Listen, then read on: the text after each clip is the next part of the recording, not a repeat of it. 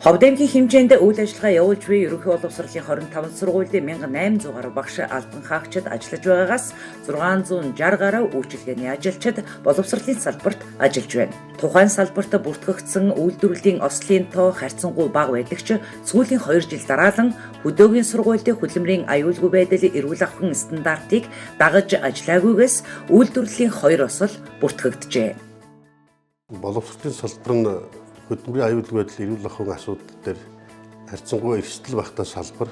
Гэсэн хэдий сүүлийн жилүүдэд хөдөлмөрийн аюулгүй байдал ажлын байран дээрх багш ажилчид эрсдэлд орох тохиолдлууд гарч байгаа учраас боловсролын сайдын 2025 оны 2 дугаар сарын 11-ний өдрийн чиглэл хүргүүлэх тухай 554 тоод албан бичгийн хэрэгжилтийг хангах хүрээнд сургалтын байгууллагуудад хөдөлмөрийн аюулгүй байдлын асуудал хариуцсан оронтоо гаргах боломжгүй бол албан хаагчдад хавсруулах юм чиглэл ирсэн байгаа. Энэ хүрээнд манай боловсролын газар сургалтын байгууллагуудаа хөдөлмөрийн аюулгүй байдлын асуудлыг хавсран гүйцэтгэх албан хаагчдыг томилох ажлыг 3 сараас эхлэн хэрэгжүүлж эхлэдэг байгаа. Батлагдсан төсөв санхүүтэй холбоотойгоор тухайн хүний урамшуул олгогдохгүй байгаа асуудлууд байгаа учраас бүрэн болоогүй байна. Өнөөдрийн байдлаар ерөнхий боловсролын 9 сургууль, сургуулийн өмнөх боловсролын 7-8 байгууллага маань хөдөлмөрийн аюулгүй байдлын үүргийг хавсран гүйцэтгэж томилсон. Ажлын байрны тодорхойлолт чиг үүргийг хангах байдлаар ажиллаж байна. Хөдөлмөрийн аюулгүй байдлын эрүүл ахуйн тухай хууль 27-гийн 2. Ажил олгогч нь үйлдвэрлэл үйлчилгээний онцлог, ажлын байрны эрсдлийн төвшин, ажилтны тоог харгалзан, хөдөлмөрийн аюулгүй байдал, эрүүл ахуйн асуудал хариуцсан бүтэц болон ажилтан зөвлөл ажилуулна.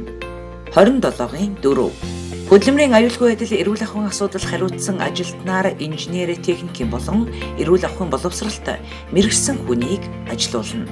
Сургалтын байгууллагуудад тэр дундаа сургууль цэцэрлэгүүдэд хөдөлмөрийн аюулгүй байдлын эрсдэл нь ядангуяа ажилчдын тухайд их гардаг. Ажилчдын хөдөлмөрийн багаж хэрэгслийг бүрэн хангах, ажлын хувцсаар хангах, мөн ажлын байранд эрсдлийн үнэлгээ хийх гэсэн ийм чиглэлүүдийг манай газар үйл ажиллагаа хэрэгжүүлж эхлээд байна.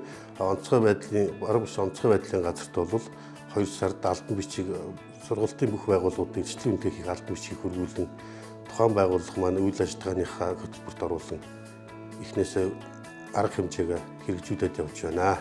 Боловсролын сайдын 2025 оны 2 дугаар сарын 11-ний өдрийн 554 тоот албан бичигт тусгагдсан боловсролын байгууллагын хөдөлмөрийн аюулгүй байдлын эрүүл ахуйн асуудлыг хавсран гүйцэтгэж байгаа албан хаагчдад 40% нэмэгдэл олгохоор болоод байна. Ингэснээр хөдөлмөрийн аюулгүй байдал эрүүл ахуйг хувьсах зардгийн бүрэлдэхүүнд оруулж хариуцлагажуулж байгаа юм а.